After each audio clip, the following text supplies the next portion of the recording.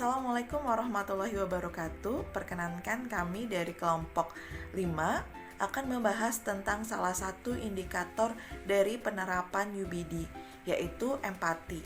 Seperti yang kita ketahui bahwa di dalam UBD siswa tidak hanya diajarkan sekedar memahami secara permukaan, melainkan siswa diajak untuk menggali pemahaman secara mendalam dan holistik. Salah satu indikator bahwa siswa mendapat pemahaman secara holistik yaitu empati. Empati merupakan kemampuan dan kecenderungan seseorang untuk memahami apa yang dipikirkan orang lain dan dirasakan orang lain pada situasi tertentu. Di dalam empati terdapat dua aspek, yaitu kognitif dan afektif. Aspek kognitif yaitu seseorang dapat memahami perasaan orang lain dengan membayangkan dan memikirkan situasi dari sudut pandang orang lain. Aspek kognitif ini berfokus pada pengetahuan untuk mengetahui perspektif orang lain dan menerima pandangan mereka.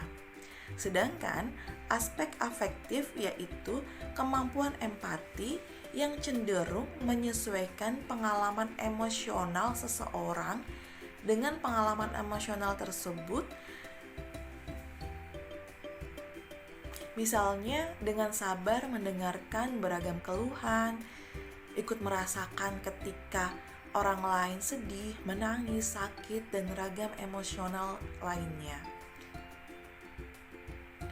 Untuk mengetahui sejauh mana aspek empati ini terinternalisasikan dalam diri siswa, terdapat 4 kriteria, yaitu keterbukaan, sensitif, reseptif, dan perseptif. Yang pertama, keterbukaan. Di dalam aspek keterbukaan ini, siswa mampu melihat beragam perspektif dan juga mampu merasakan bagaimana perasaan orang lain. Adapun indikator bahwa siswa ini memiliki keterbukaan, yaitu siswa mampu merasakan dan melihat apa yang orang lain rasakan. Kedua, siswa mampu terbuka dan mau mencari tahu hal-hal yang berbeda. Ketiga, siswa mampu memahami hal-hal berbeda tersebut dari sudut pandang yang lebih luas. Inilah salah satu kriteria dari aspek empati, yaitu keterbukaan. Selanjutnya akan dilanjutkan oleh teman saya. Terima kasih. Bismillahirrahmanirrahim. Perkenalkan, nama saya Vika Nadia akan menjelaskan indikator sensitivitas dalam penilaian empati. Sensitif adalah sebuah kepekaan yang dimiliki seseorang dalam memahami keadaan orang lain. Sensitivitas atau kepekaan merupakan bagian yang tidak terpisahkan dari rasa empati.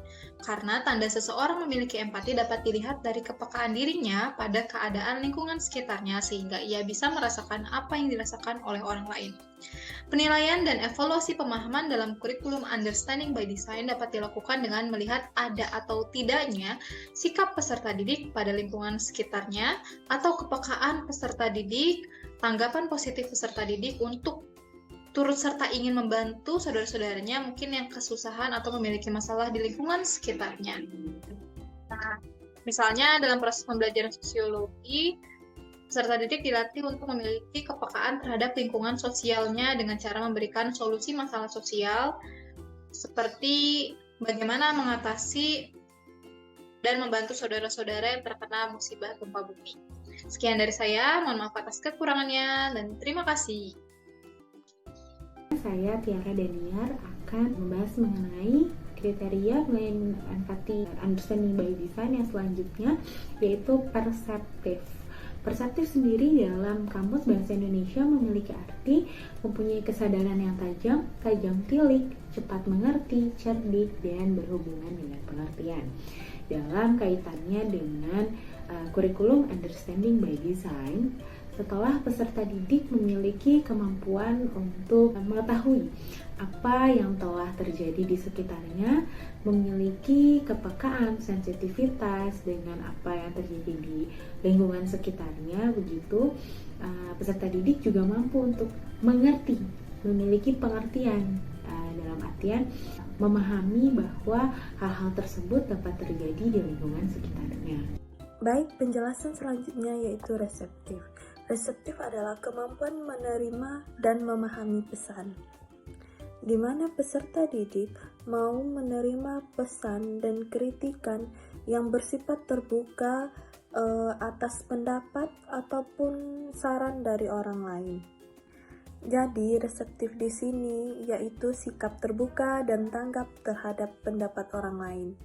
Terakhir dalam kriteria penilaian empati dalam understanding by design kurikulum yaitu taktis. Taktis sendiri merupakan penggunaan atau pengambilan sikap dari hal-hal yang tadi telah didapatkan mengenai kondisi sekitar yang kemudian dipergunakan atau menghasilkan hal tertentu yang nanti diinginkan oleh diri peserta didik tersebut. Bisa peserta didik tersebut menampilkan sikap tidak peduli atau sikap tak acuh atau peduli gitu ya. Misalkan apabila temannya salah satu keluarganya ada yang meninggal, apakah dia akan cuek saja begitu atau kemudian mengambil langkah mengumpulkan uang kemudian melayat keluarga tersebut.